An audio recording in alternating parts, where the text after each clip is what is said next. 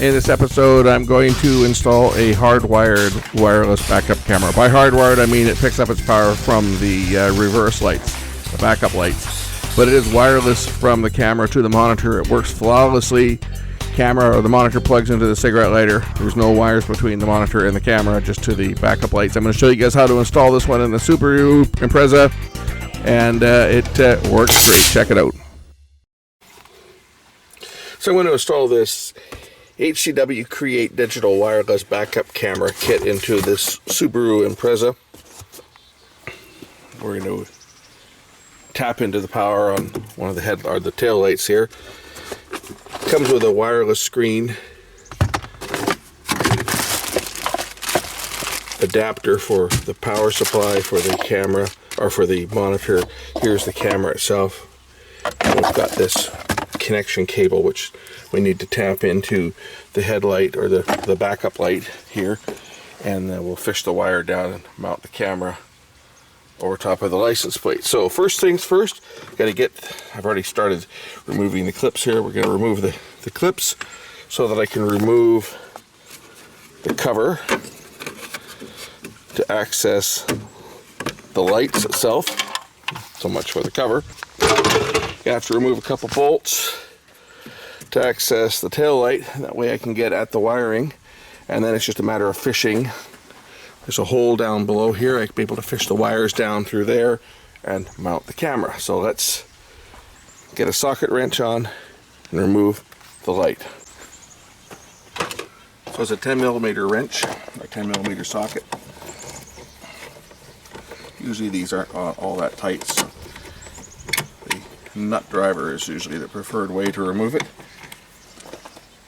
If you guys notice a little difference in the picture and the sound, that's because I'm actually using my older AX33 camera. I normally use an AX53, but this is my older one. So if you notice a difference in the picture and sound, that's why. And I think this is a better camera.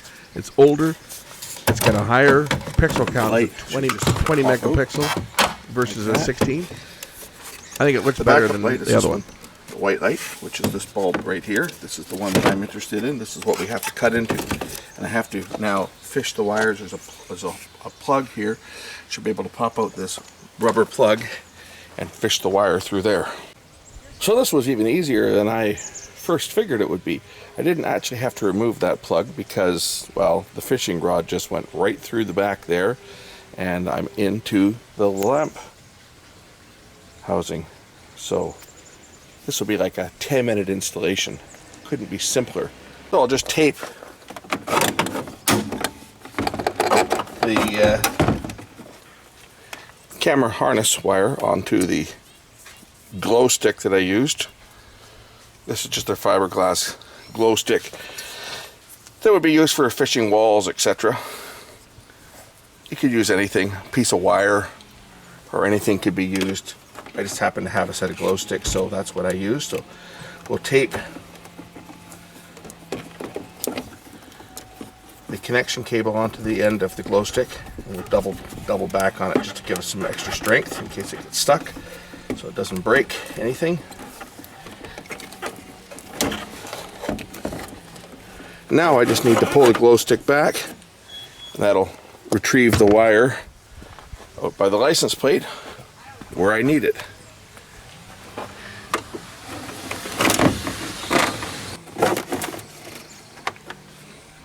And there it is, ready to mount the camera. Start by removing the license plate. We're going to mount the camera using the license plate bolt. We'll stick it down to the car and then the bolt through it. Okay, first we'll stick the double-sided tape for the camera on the back here. And then we're going to stick that onto the car. It's using 3M VHB tape, which is good in itself, but we're going to also, of course, center it over top of the license plate mounting hole. So once the camera is mounted, we can attach the wires, put the two plugs together. They only go together one way.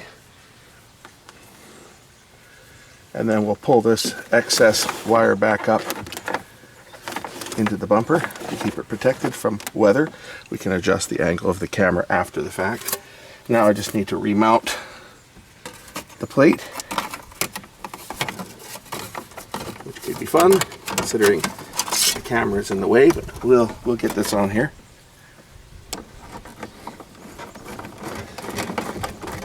If you need to verify polarity, in this case the wires are marked black and red, so it's pretty easy to tell. But if you do need to verify polarity, put the car in reverse. Do not start the engine, obviously.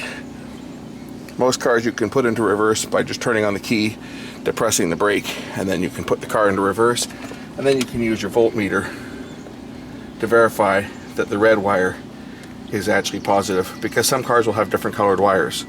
So I'm now confirming that this red wire with the blue stripe is actually the positive lead and the black wire is negative.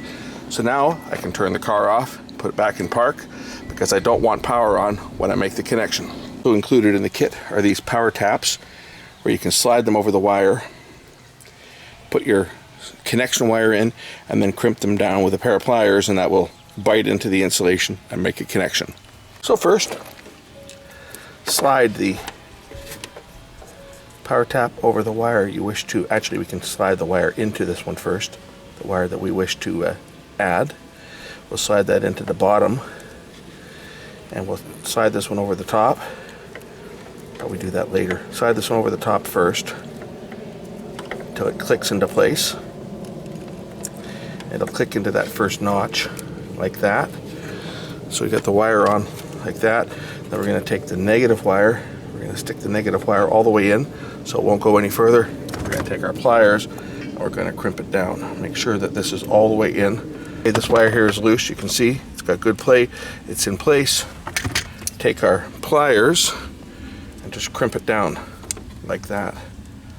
And we've now just made a connection to the negative terminal. Now we can close this cover up like that.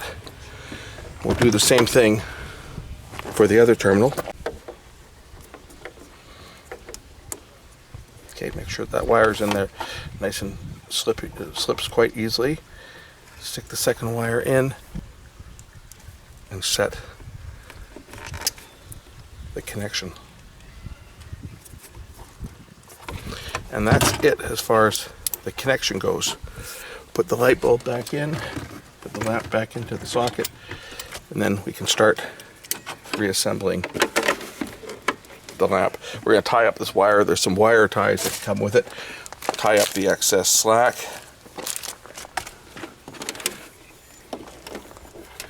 As there is extra slack of wire here in case it's ever needed. And depending on the vehicle, we'll just zip tie this together. And now I can put the light back on the car.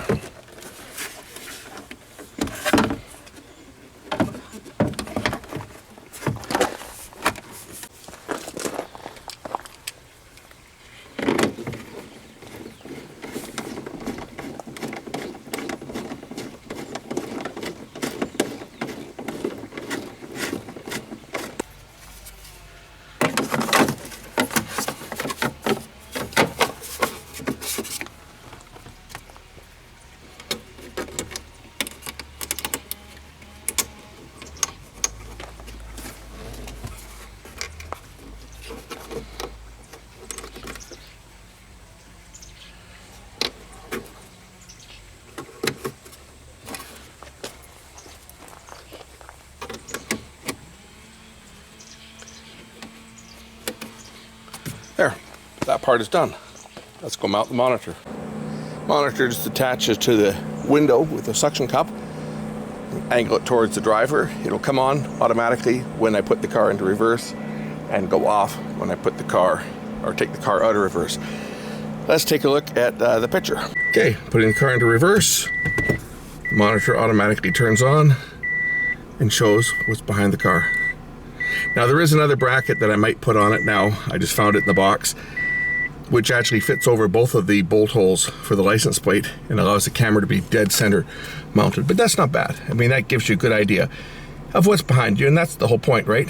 So you can see what you're backing into so you don't run into anybody and run over any kids.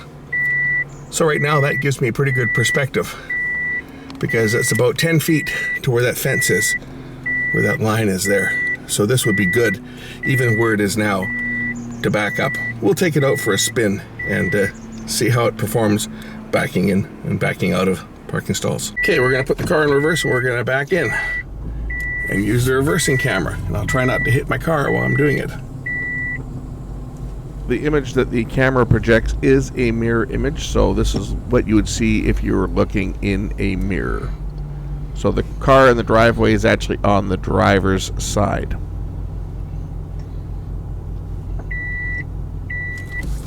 Works perfect, as you can see. Excellent picture. Shows me exactly where I am.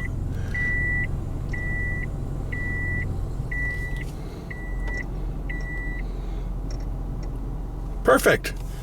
Excellent. It's got a great picture. Visible in daylight, no problem. Backing back onto the boulevard, also no problem.